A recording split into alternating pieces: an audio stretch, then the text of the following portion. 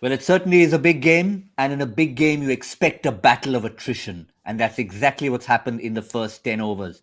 Dominance early on from Pakistan, picking up 3 wickets, and now the captain and his trusted lieutenant wicketkeeper putting together a partnership to bail India out. 60 for 3 at the end of 10 overs.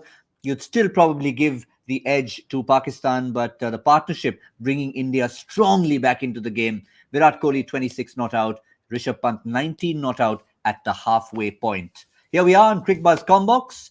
Gautam Bhimani in the company of Dinesh Karthik to assess the first 10 overs. Yes, TK, you'd have to say advantage Pakistan, but in a big game, you really know you're only one partnership away from coming right back into it. Yes, I think at this point of time, Pakistan definitely has the upper hand. Let's not debate that. They've done really well. But what would worry them if I was in Pakistan's shoes is the way Virat Kohli is playing. He's taking those singles. He's not playing dot balls. He's just taking the score. If he'll keep knocking it in, maybe the odd boundary here and there. But if he's there at the 15th over, anything can happen after that. However, just the other side of the coin in this partnership, and we talked about it a couple of times during the previous tournament in the IPL, was that you want the impact player, the big player, to get more of the strike. Not necessarily a cause for worry yet, but in this partnership so far, it's Rishabh Pant who's got the bulk of the strike. Though if he's going well, you wouldn't really complain, would you? No, I think it's a good thing if Rishabh Pant is getting strike because he's constantly having the intent to hit boundaries, which is very important in T20 cricket. At the end of the day, if we need to stay in this game, we need to score 150 plus.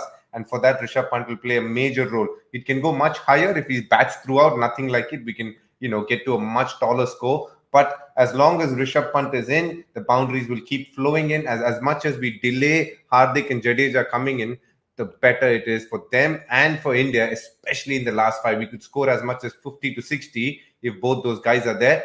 But for that, we sometimes have to bite the bullet and see these next 5 overs, even if they get 30, 35, 40 runs at max. It's great if they can take us to a total of 100 from there, 5 overs, 50, 55, 60 with those kind of batters around. We just get a bit.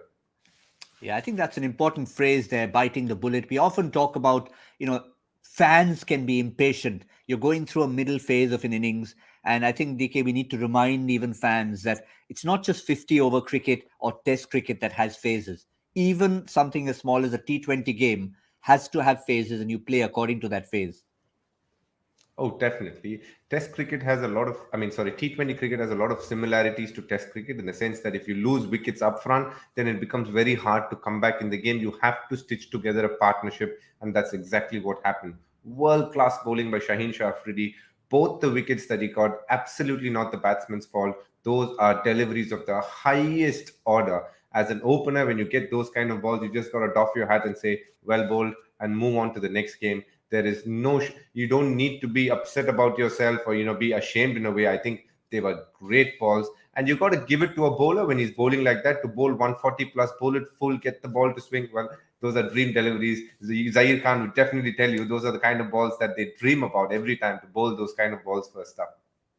I mean, obviously, he has a knack of picking wickets early on, but it's not necessarily that he's used in a clump of 3 overs.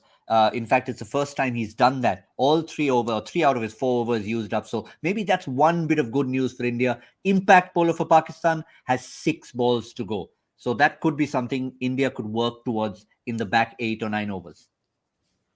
Yes, I think that's a good thing, but it doesn't matter much because I don't think he'll be as effective in the second spell, which is at the back end of the game. At the death overs, he's not going to be ball's not going to swing. It's going to be a completely different set of skills that would be used, like the slow one, slower bumper, Yorker, those kind of balls, which he's pretty good at. But they also have a couple of other good bowlers, Hassan Ali, Haris Rauf. But these bowlers tend to go for lots as well. So as I said, the key is to lose as little wickets till the 15th over. Even if we get 35 runs in the next 5 overs, it's fine.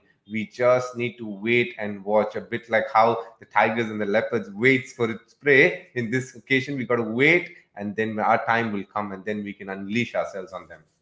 I love the analogy. I love the analogy. But just let's think of the prey for a second. In this case, the poor, unsuspecting fielders who have done well so far. What would you do if you're saying it from the prey's perspective? What do the bowlers do to capitalize now? If you're looking at it from Pakistan's side, to capitalize on what, say, Shaheen Shah Afridi has done up front to restrict India to maybe under 130 or under 140? That is very much a possibility as well. I think the fast bowlers will come in now. The Harris Raufs and the Hassan Ali will come back for another spell of 1 over. Harris Rauf probably a couple of overs. If they can knock a wicket or two at that stage, which is a possibility, especially with Rishabh Pant batting there, because he's going to try and hit a big shot. If you can, bowl the right balls, heavy length balls, and get him out and get a Hardik Pandya in early. Obviously, Hardik Pandya's strength is back end of the game. He will take his time at the start. If you can bowl a couple of good balls there, get a wicket, and then we're looking at a bit of a collapse as well for India. And for that to be avoided, as I said, those 5 overs from the Pakistan perspective, they need to pick a wicket. If two, even better. From India's perspective, just try and be there. It's important that Virat Kohli bats through. He has the skill. I mean, he has the skills, is not a doubt. He has the mindset to do it from the way he started. I love how he came to the crease, how composed he was. The shots that he's played so far, he waited on the ball, imposed himself when necessary. And as I said before, I told you he'll take on a Shaheen Shah Afridi, and he did take him on. Hit that brilliant six straight down the ground. So he's, put a line in the sand, so to say. But for that to be even better, it's important that he's there for another 5 overs. Spot on. That's not the only thing DK called right. I think you assessed the power play perfectly. Maybe not anticipating the 3 wickets to fall, but you did say Afridi from one end, the left arm spin of Imad Wasim from the other. That's exactly what they did, and Imad Wasim was impressive for Pakistan up front. Yes, I think he's a very, very tricky bowler because, from the point of release to where it finishes when you're a batter is completely different because he swings the ball. In fact, he swings the ball more than a fast bowler, and then it pitches and comes further in because he doesn't try to spin the ball. He swings it. He uses the angle of the seam to come in. So it's very hard to play a shot. If there is less swing, then he's easier to play. But in Dubai right now, there was swing. He made use of it. And that's why they couldn't get a boundary of him, barring the one shot that Surya Kumar tried. There wasn't any other boundary, and he bowled a clever spell. He's used to bowling in the power play, so that's an advantage as well.